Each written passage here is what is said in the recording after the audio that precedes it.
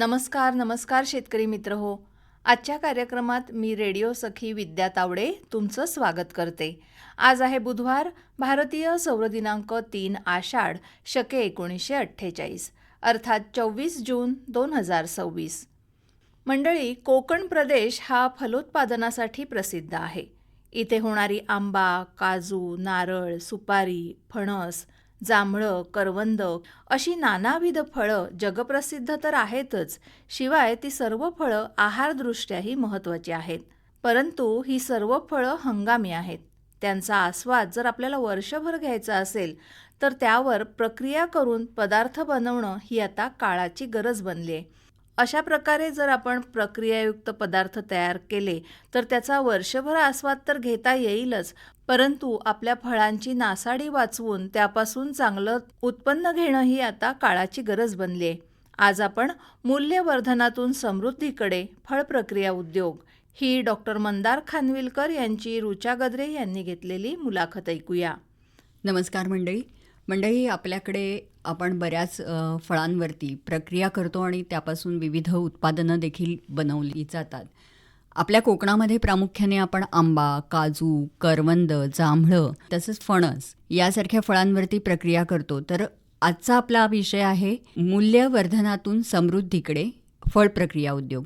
आणि याविषयी आपल्याशी बोलण्यासाठी आपण आपल्या स्टुडिओमध्ये आमंत्रित केलं आहे सहाय्यक प्राध्यापक, उद्यानविद्या महाविद्यालय, विस्तार शिक्षण संचालनालय, डॉक्टर बाळासाहेब सावंत, कोकण कृषी विद्यापीठ दापोली इथून डॉक्टर मंदार खानविलकर सर यांना, जे सध्या माननीय कुलगुरू यांचे तांत्रिक अधिकारी म्हणून देखील कार्यरत आहेत. नमस्कार सर.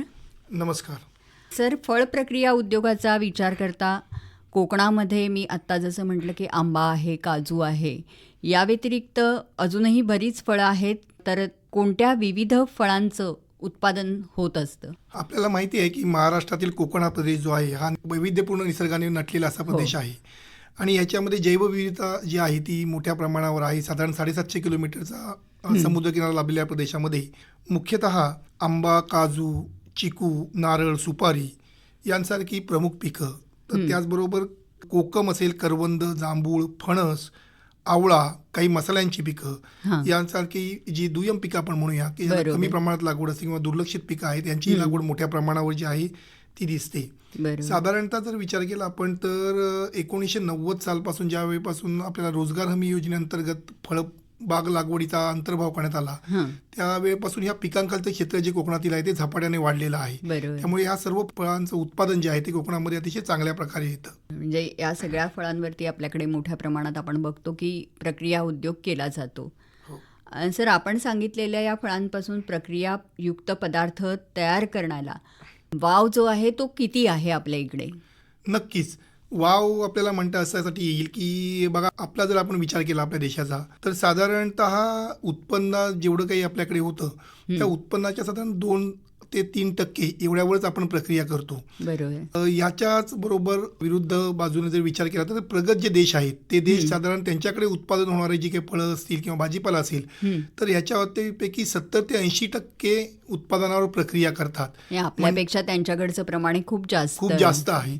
आणि आपण जरी उत्पादनात 2 नंबरला असलो तरी पण आपण प्रक्रियेमध्ये बरेच जे आहेत ते अजून मागे आहोत. आणि याच्यामुळे आपण सहज बऱ्याचशा वेळेला आपण असं म्हणतो की जेवढं काही आपल्याकडे उत्पादन होतं त्यातलं 30 ते 40% उत्पादन हे केवळ अयोग्य हाताळणी, साठवणूक किंवा प्रक्रियेच्या अभावी जे आहे ते खराब होतं, त्याचं नुकसान होतं. समजा जर आपण हेच 30-40% जे खराब होणारं उत्पादन आहे तर ह्याच्यावर आपण समजा जर चांगली प्रक्रिया केली तर ह्याची नासाडी आहे थांबेल. आणि त्याच्या व्यतिरिक्त याच्यावर मूल्यवर्धन याचं केल्यामुळे शेतकऱ्यांना चांगले पैसेही त्याच्यापासून मिळू शकतात. म्हणजे दुहेरी फायदा आहे, नासाडी टाळेल आणि शेतकऱ्यांना आर्थिक लाभ यामधून होऊ शकतो. सर, कोकणात उत्पादित होणाऱ्या फळांपासून कोणकोणते पदार्थ बनवता येऊ शकतात?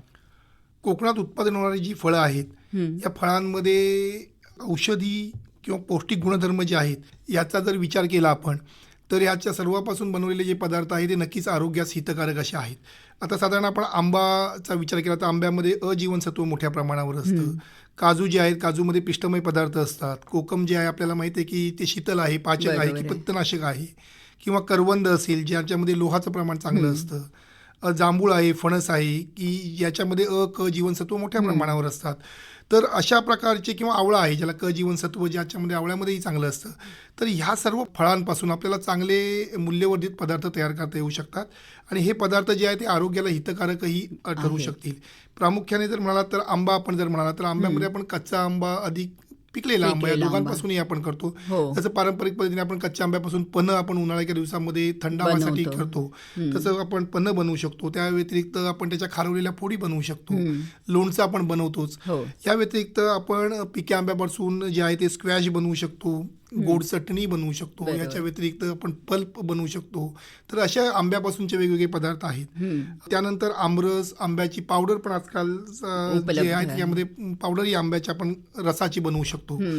या व्यतिरिक्त काजूचं जे पीक आपल्याकडे कोकणामध्ये आहे त्याच्यामध्ये आपण काजूची जर काजू गर हा आपण सोडला तर आपण त्याचं बोंड जे आहे काजूचं तर या बोंडाचा आपण विचार करत नाही. हो. या बोंडामध्ये अतिशय पौष्टिक गुणधर्म आहेत आणि चांगले चांगले नाविन्यपूर्ण पदार्थ आपण त्याच्यापासून करू शकतो की ज्याच्यामध्ये त्याचं सरबत आहे काजूच्या बोंडाचं किंवा काजूच्या बोंडांपासून असणारे वेगवेगळ्या प्रकारचा मुरांबा आहे, जाम आहे, कॅन्डी आहे, यासारखे पदार्थ जे आहेत तर हे आपण चांगल्या प्रकारे बनवू शकतो. ज्याचा विचार आपल्याकडे तेवढ्या प्रमाणात केला जात नाही. उत्पादनाचा जर विचार केला कोकणामध्ये काजूच्या तर त्याच्यामध्ये जे काजूची बोंड आहे तिच्याकडे प्रक्रियायुक्त पदार्थ पण याच्यापासून बनवता येतील याचं म्हणजे याच्याकडे फार मोठ्या प्रमाणात लक्ष दिलेलं बघितलं जात नाही. नाही. आपण जर बरोबर. लक्ष दिलं याच्यामध्ये तर फार मोठ्या प्रमाणावर आपण हे जे आहे याच्यापासून आर्थिक फायदा शेतकऱ्यांना मिळू शकतो. बरोबर आहे. याचाच व्यतिरिक्त समजा जर अजून आपण दुय्यम पदार्थांचं बोलायचं झालं तर चिकू आहे, कोकम आहे, फणस आहे तरी किंवा करवंद आहे त्यापासून आपण सरबत बनवू शकतो, जाम चांगल्या प्रकारचे बनवू शकतो, चटण्या बनवू शकतो किंवा त्याच्यापासून सरबत चांगली बनवू शकतो. तर ही सगळी पदार्थ जी आहेत ही सगळी पदार्थ बनवण्यासाठी आवश्यक असणारा जो कच्चा माल आहे हा कच्चा माल कोकणामध्ये अमाप प्रमाणामध्ये येतो. बरोबर. फक्त अयोग्य हाताळणी असेल किंवा प्रक्रियेचा करण्याचं तेवढ्या प्रमाणात आपण प्रक्रिया न केल्यामुळे त्या दृष्टीने या फळांकडे बघितलं जात नाही. ते बघितलं गेलं तर शेतकऱ्यांना त्यापासून नक्कीच फायदा होऊ शकतो. नक्कीच. सर, आता प्रक्रिया उद्योगाच्या दृष्टीने कोकणाची बलस्थानं नेमकी कोणती आहेत? प्रक्रिया उद्योगाला काही मूलभूत गोष्टींची आवश्यकता असते आणि कोकण प्रदेशाचा जर आपण विचार केला तर कोकणामध्ये ही बलस्थानाचं आपण जर म्हणायचं झालं तर पहिलं महत्त्वाचं म्हणजे काय की ह्या प्रक्रिया उद्योगासाठी लागणारा जो कच्चा माल आहे या कच्च्या मालासाठी आवश्यक असणारी फळझाडांची लागवड कोकणामध्ये मोठ्या प्रमाणावर आहे. त्यामुळे भरपूर कच्चा माल मिळण्याची शक्यता आहे. ही जी फळं आहेत ही बरीचशी पौष्टिक आहेत, त्याच्यामध्ये औषधी गुणधर्म आहेत. का बऱ्याच जसं आपण काजूच्या बोंडांचा मगाशी म्हणालो की त्याचा वापर न केल्यामुळे त्याच्यापैकी जवळजवळ 95% 90-95% उत्पादन जे आहे ते फुकट जातं. तर ते आपण जे आहे ते आपण त्याच्यापासून पदार्थ चांगले बनवू शकतो. मनुष्यबळाची उपलब्धता पण जी आहे ती चांगली आपल्याकडे आहे. बरेचसे महिला बचत गट जे आहेत असंख्य आहेत असे की जे कार्यरत आहेत पण पूर्ण वर्षभर चालतील अशा प्रकारचं समजा जर आपल्याला करायचं असेल तर त्यांचा वापर आपण या फळ प्रक्रियेसाठी करू शकतो. हे एक चांगलं बलस्थान आपल्याकडे आहे. आजकाल आपल्याला माहिती आहे की दळणवळणाच्या सोयी चांगल्या समाधानकारक उपलब्ध आहेत. त्यानंतर सरकारी योजना आहेत आणि दुसरी गोष्ट म्हणजे कोकण म्हटल्यानंतर पर्यटन आणि पर्यटनाच्या दृष्टिकोनातून जे पर्यटक येतात तर ही एक चांगली बाजारपेठ आपल्याकडे कोकणामध्ये चालून आलेली आहे, ती उपलब्ध आहे.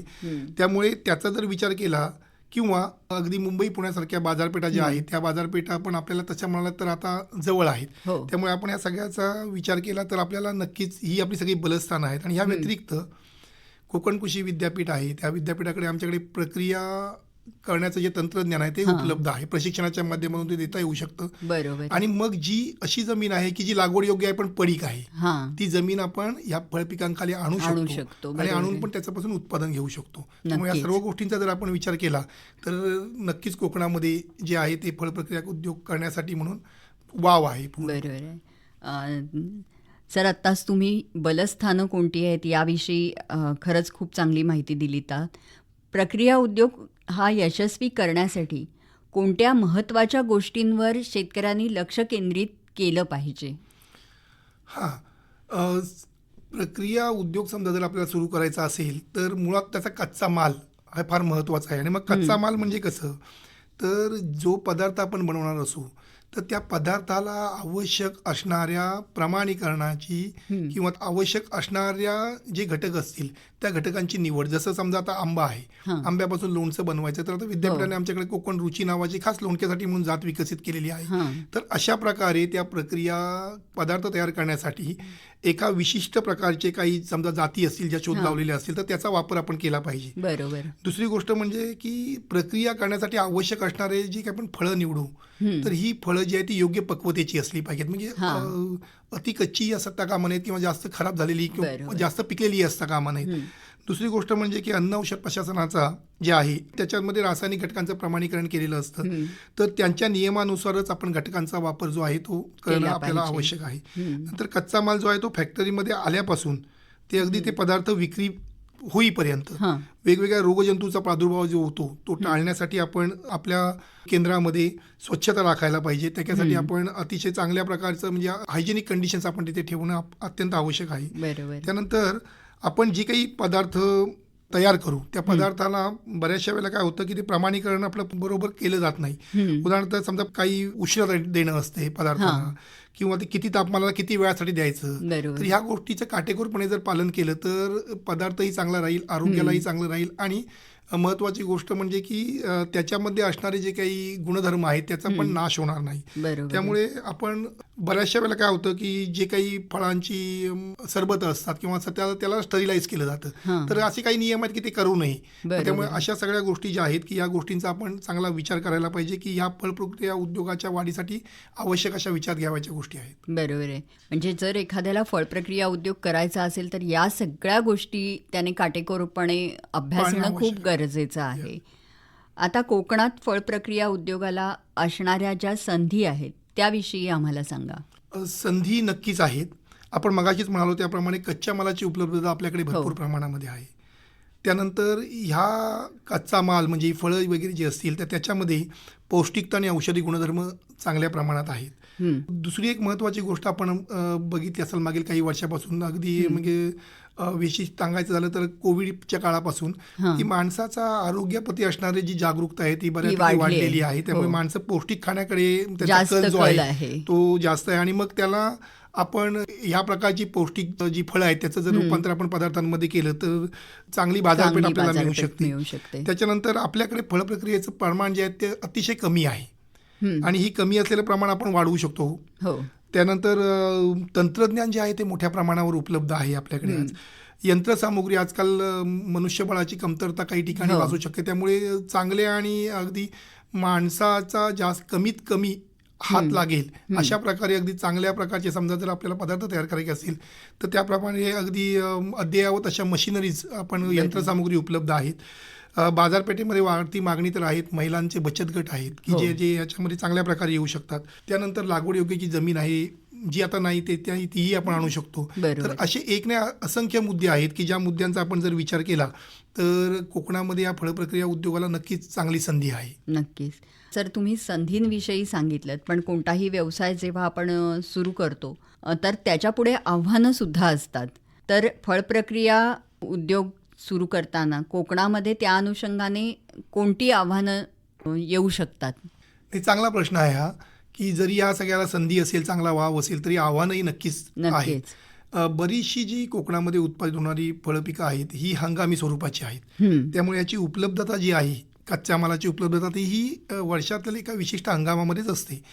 त्यामुळे आपल्याला ज्या हंगामामध्ये त्याचं उत्पादन होतं त्यापासून वर्षभर प्रक्रिया करायची असेल तर एक साठवून ठेवणं हे एक मोठं तसं आव्हान आहे. दुसरी गोष्ट म्हणजे असं आहे की सहकारी तत्वांवरचे प्रक्रिया उद्योग जे आहेत त्याचा अभाव तसा आपल्याला बराच अभाव आहे.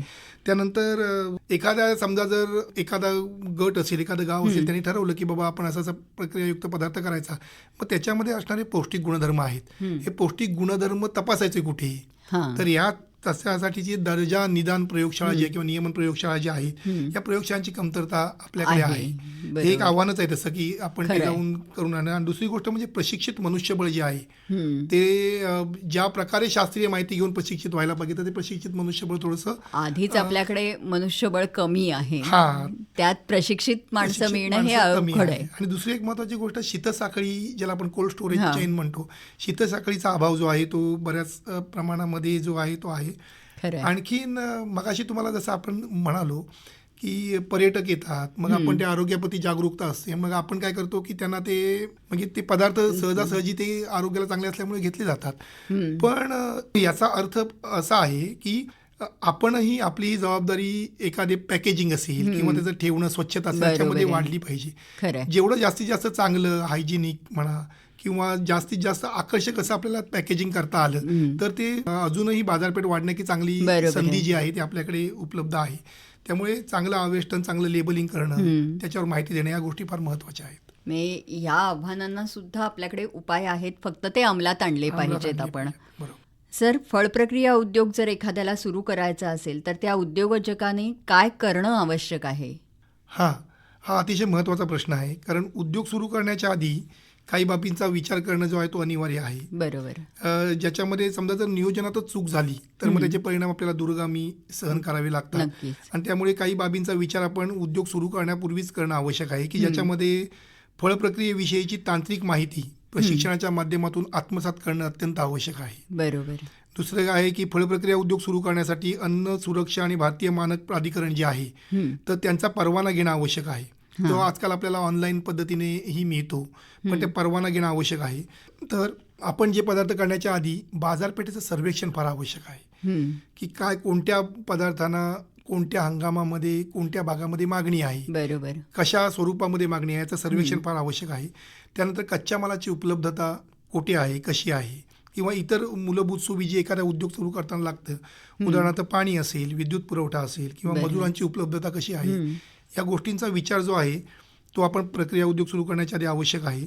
भांडवल कसं मिळेल, सरकारी अनुदान आहे की नाही, बरोबर. किंवा आपल्याबरोबर अजून ह्या स्पर्धेमध्ये आपल्याच भागामध्ये कोण कोण आहेत, तर या सगळ्या बाबींचा विचार केला करून पाहिजे. मग आपण त्या उद्योगामध्ये पडणं म्हणजे त्या उद्योगात सुरू करणं हे फार आवश्यक आहे. हे खूप छोट्या छोट्या गोष्टी आहेत की ज्यांचा विचार करणं मात्र आवश्यक आहे. हो. सर, बाजारपेठेचा विचार करता उद्योजकांनी कोणत्या गोष्टींचा विचार करणं आवश्यक आहे? आत्ता तुम्ही बाजारपेठेचं सर्वेक्षण केलं पाहिजे असं म्हणाला होतात, तर त्या अनुषंगाने.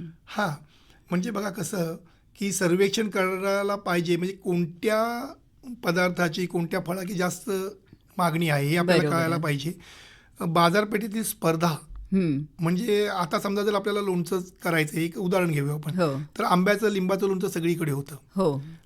फणसाचं लोणचं होतं का? नाही. किंवा जायफळाच्या सालीचं लोणचं होतं का? फार प्रमाणात होत नाही. मग अशा प्रकारचे जे नाविन्यपूर्ण पदार्थ असतील, जे आरोग्यालाही चांगले असतील आणि जे बाजारामध्ये नाही आहेत, मग अशा पदार्थांना नक्कीच मागणी जास्त असणार आहे. नक्कीच. मग ह्याचं समजा जर अशा हे उदाहरण दाखल झालं, पण अशा प्रकारचे समजा जर आपल्याला काही नाविन्यपूर्ण पदार्थ करता आले तर मग ते बाजारपेठेमध्ये आपल्याला स्पर्धेमध्ये आपण टिकून राहू शकतो. बरोबर आहे. त्यानंतर प्रक्रियायुक्त पदार्थांची मागणी कोणती आहे, कोणत्या निविष्ठा आपल्याला त्याच्यासाठी लागतात, किंवा नवनवीन पदार्थ तयार करायचे तर त्याच्याबरोबर तुम्हाला चांगलं पॅकेजिंग, आवेष्टन चांगलं करता आलं पाहिजे, चांगले लेबलिंग करता आलं पाहिजे, चांगलं ठेवायला डिस्प्ले चांगला पाहिजे. या सगळ्या गोष्टी ज्या आहेत त्याचा विचार करणं आवश्यक आहे. किंवा तुमच्या मालाची जाहिरात सुद्धा, आज जाहिरातीचं युग आहे, त्यामुळे ती सुद्धा तुम्हाला खूप चांगल्या पद्धतीने करता आली पाहिजे. बरोबर. या सगळ्या गोष्टींचा विचार उद्योजकांनी केला पाहिजे. सर, प्रशिक्षण हा सुद्धा एक महत्त्वाचा मुद्दा आहे. तुम्ही मगाशी म्हणालात की कोकण कृषी विद्यापीठामध्ये हे प्रशिक्षण उपलब्ध आहे, तर या प्रशिक्षणाचं महत्त्व किती आहे? प्रशिक्षणाचं महत्त्व हे उद्योग सुरू करताना अनन्यसाधारण आहे. कारण काय आहे की एखादा उद्योग आपल्याला सुरू करायचा असेल तर त्याच्यातली शास्त्रीय माहिती व्यवस्थित समजावून घेणं, आत्मसात करणं आणि मग त्याचं अनुकरण करून आपण उद्योग एखादा चालू करणं हे अत्यंत महत्त्वाचं आहे. यशाची पहिली पायरी म्हणायला काही हरकत नाही. आणि त्याच्यामुळे बऱ्याचशा वर्षी कसं असतं की माणसाचा एक स्वभाव आहे, कोणताही माणूस एखादी गोष्ट ज्यावेळी पहिल्यांदा ऐकतो त्यावेळी तो त्याच्यावरती 50% विश्वास ठेवतो, ती बघतो त्यावेळी तो 75% विश्वास ठेवतो, आणि ती स्वतः जेव्हा करतो तेव्हा त्याचा विश्वास 100% जातो. आणि मग प्रशिक्षणाच्या माध्यमातून आपल्याला हाच विश्वास त्यांचा जो आहे 50%वरून 100% न्यायला मदत होते. प्रशिक्षण जर आपण घेतो तर अतिशय सूक्ष्म छोट्या छोट्या गोष्टी आहेत की या गोष्टी वित्त पुरवठा कुठून होतो, परवाना त्याचा कसा घ्यायचा, कशी फळं निवडायची, कुठे ठेवायचे, कशी प्रक्रिया करायची या सगळ्या बारक्या बारक्या गोष्टींचं जे आहे ते प्रशिक्षणाच्या माध्यमातून आपण जे आहे ते आत्मसात ज्ञान करतो. आणि याच्यासाठी बऱ्याचशा यंत्रणा आहेत. आता विद्यापीठामध्ये जर तुम्ही विचार केलात तर आमच्याकडे फळ प्रक्रियेवर 3 दिवसाचं, 5 दिवसाचं, 7 दिवसाचे असे वेगवेगळे प्रशिक्षण उपलब्ध आहेत की ज्या माध्यमातून आपण प्रशिक्षण घेऊ शकतो. हे विद्यापीठ स्तरावर झालं. या व्यतिरिक्त प्रत्येक जिल्ह्यामध्ये कोकणाच्या कृषी विज्ञान केंद्र कार्यरत आहेत आणि जिल्हानिहाय असणाऱ्या कृषी विज्ञान केंद्राच्या माध्यमातून पण आपल्याला फळ प्रक्रियेची प्रशिक्षण जी आहेत ते आपण जर आपण त्यांच्याकडे मागणी केली तर आपल्याला एक विशेष बाब म्हणून मिळू शकतात. तर त्यामुळे प्रशिक्षण देणाऱ्या यंत्रणा आहेत. फक्त पुढे येऊन प्रशिक्षण जर आपण घेणं अत्यंत आवश्यक आहे.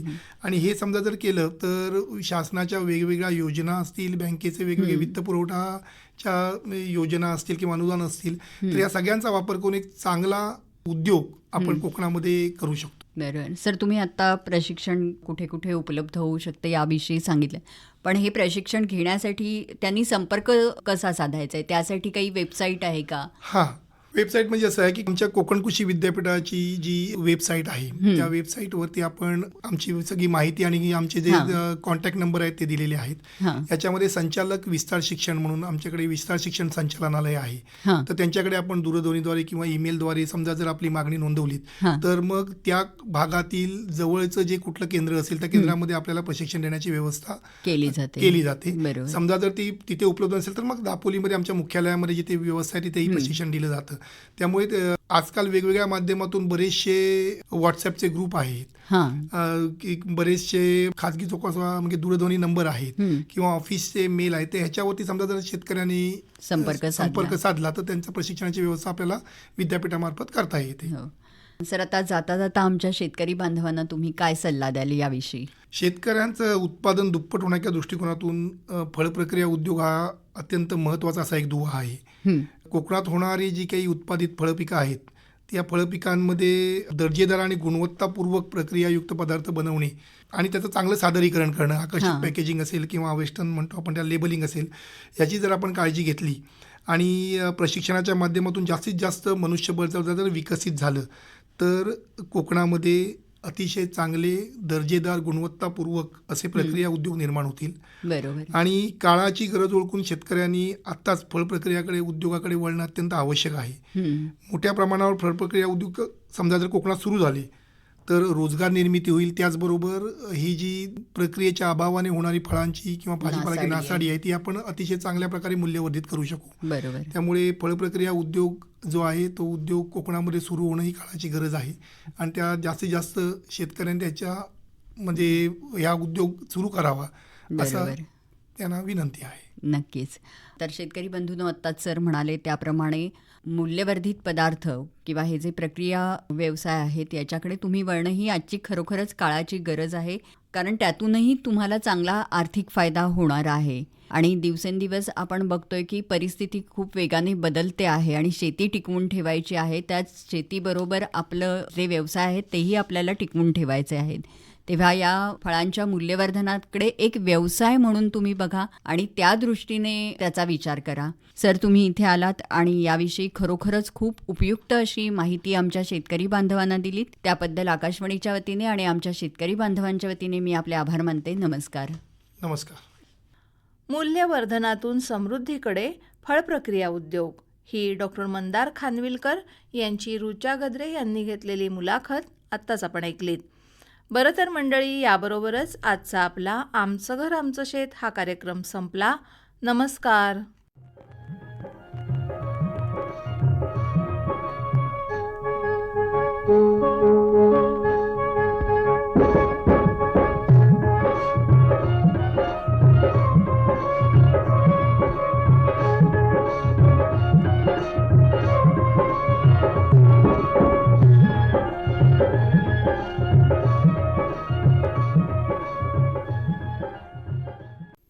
हा होता कार्यक्रम आमचं घर आमचं शेत.